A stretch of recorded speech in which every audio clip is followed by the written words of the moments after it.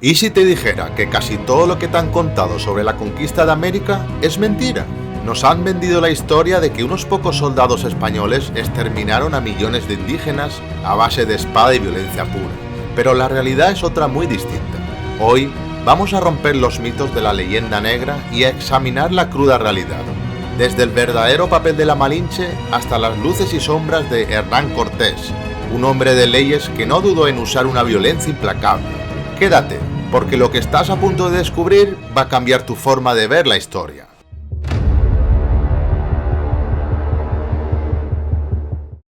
En la península ibérica, tras 800 años de dominio musulmán, la reconquista llega a su fin.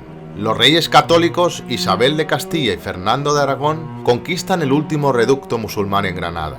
A partir de ese momento, comienza una profunda reestructuración del territorio para unificar la fe, lo que lleva a la firma del Edicto de Granada para la expulsión de los judíos y la conversión obligatoria de los musulmanes al cristianismo.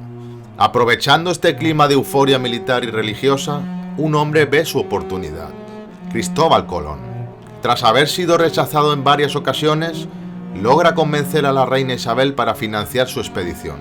En abril de 1492 se firma un contrato legal donde los reyes le otorgan los títulos de almirante, virrey y gobernador de las tierras que descubriese, además de grandes beneficios económicos. Con el acuerdo cerrado, Colón parte meses después desde el puerto de Palos. Colón emprende el viaje con marinos que, en muchos casos, eran de la peor ralea, y el 12 de octubre de 1492 finalmente avistan tierra. Al desembarcar, contactan con la tribu de los taínos, describiéndolos como gente amable y cariñosa. Allí establecen el primer campamento, al que bautizan como la Isabela. El éxito inicial desata la fiebre exploradora. En 1493 parten de España 17 naves, fundan Santo Domingo y poco después Diego Velázquez viaja y descubre Cuba. Sin embargo, el encuentro de dos mundos trae consigo un enemigo invisible y devastador. Los españoles, sin saberlo, contagian a los nativos de enfermedades completamente desconocidas para su sistema inmunológico: viruela, tifus, sarampión y gripe. Esto provoca una catástrofe demográfica con innumerables muertes. Desde Cuba parte una nueva expedición liderada por Hernán Cortés hacia lo que llamarían la Nueva España. Al contrario de la imagen popular, Cortés no era un militar de carrera, era un abogado extremeño, un hombre dado al diálogo y al entendimiento. Al llegar, comprende la geopolítica local. Los mexicas, los aztecas, eran un imperio opresor que sometía cruelmente a otros pueblos vecinos. Usando la diplomacia, Cortés pacta con los tlaxcaltecas para rebelarse contra sus opresores. El resultado es impactante. Cortés formó un ejército de unos 100.000 hombres, de los cuales solo 1.000 eran españoles. El resto eran guerreros nativos. Pero el pragmatismo de Cortés también tenía un lado oscuro y sangriento. Cuando el diálogo fallaba o sospechaba de una traición, actuaba con una crueldad demoledora. El ejemplo más claro fue el de la matanza de Cholula, donde ante el temor de una emboscada, los españoles y sus aliados indígenas masacraron a miles de civiles desarmados en pocas horas. Más tarde, tras la caída de Tenochtitlán y movido por la codicia del oro, Cortés permitió la tortura del último emperador azteca, Cuauhtémoc, quemándole los pies para que revelara el paradero de los tesoros, antes de ejecutarlo años después en una expedición. Cortés era un estratega brillante, pero también un hombre de su tiempo, capaz de cometer actos de extrema crueldad y muerte para asegurar su poder. En medio de este sangriento proceso, las enfermedades siguieron propagándose, estimándose que más de la mitad de la población indígena falleció debido a las epidemias. Para entender la caída de este imperio, es hora de desenterrar la verdad sobre dos de las mujeres más influyentes y peor comprendidas de la historia. La primera es Doña Marina, trágicamente recordada por la leyenda negra como la Malinche y tachada de traidora. Pero, ¿a quién traicionó realmente?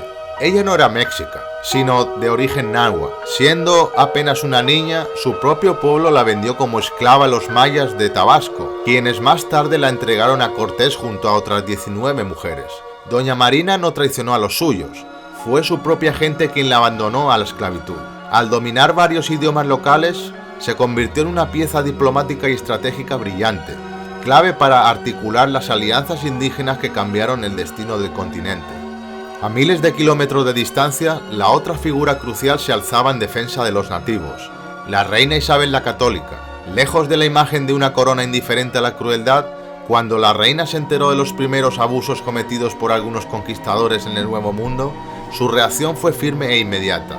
De su puño y letra nacieron decretos históricos que prohibían la esclavitud de los nativos, declarándolos seres humanos libres y súbditos de pleno derecho de la corona, exactamente con la misma igualdad legal que los nacidos en la propia península ibérica. Una postura pionera que perseguía penalmente a cualquiera que se atreviera a violar esta orden. Aquí radica la diferencia geopolítica fundamental. España no fundó colonias para explotarlas y vaciarlas desde la distancia, sino que creó provincias de ultramar, integrando el Nuevo Mundo como parte del mismo reino. A pesar de la violencia de la guerra inicial, gran parte de las riquezas obtenidas se quedaron en la propia tierra americana. Se emplearon en construir infraestructuras de todo tipo: ciudades, hospitales, escuelas, catedrales, iglesias y las primeras universidades del continente. Además, se introdujeron animales que transformaron la vida local, como el caballo, el ganado porcino y el lanar. Esto contrasta radicalmente con la colonización inglesa en el norte del continente. Los ingleses no buscaban integrar a la población ni crear provincias mestizas, sino que se dedicaron al exterminio brutal y sistemático de los indios para quedarse con sus tierras. Incluso mataban a los búfalos en masa para rendirlos por hambre, recluyendo a los pocos supervivientes en reservas. En contraposición, al ser provincias y extensiones de la corona, España concedió desde el primer momento títulos de propiedad a los nativos, reconociéndolos como súbditos de pleno derecho. Sé que este tema genera debate, así que si te apasiona la historia sin censura, suscríbete, revienta el botón de like y déjame tu opinión abajo en los comentarios. Por cierto, para cerrar este viaje en el tiempo, te dejo un dato que muy pocos conocen. En las naves que llegaron a América en 1492 no ondeaba la bandera roja igualda que hoy representa España. En aquella época, los barcos portaban el pendón real de los reyes católicos y banderas de fondo blanco. ¿Por qué cambió años más tarde al diseño actual? Por pura estrategia militar. Como casi todas las naciones europeas de la época, utilizaban el color blanco en sus pabellones navales. Se producían peligrosas confusiones en alta mar. Era casi imposible distinguir a la distancia si un barco que se aproximaba era un aliado o un enemigo. Así nació el diseño actual, buscando un contraste que se viera a leguas de distancia.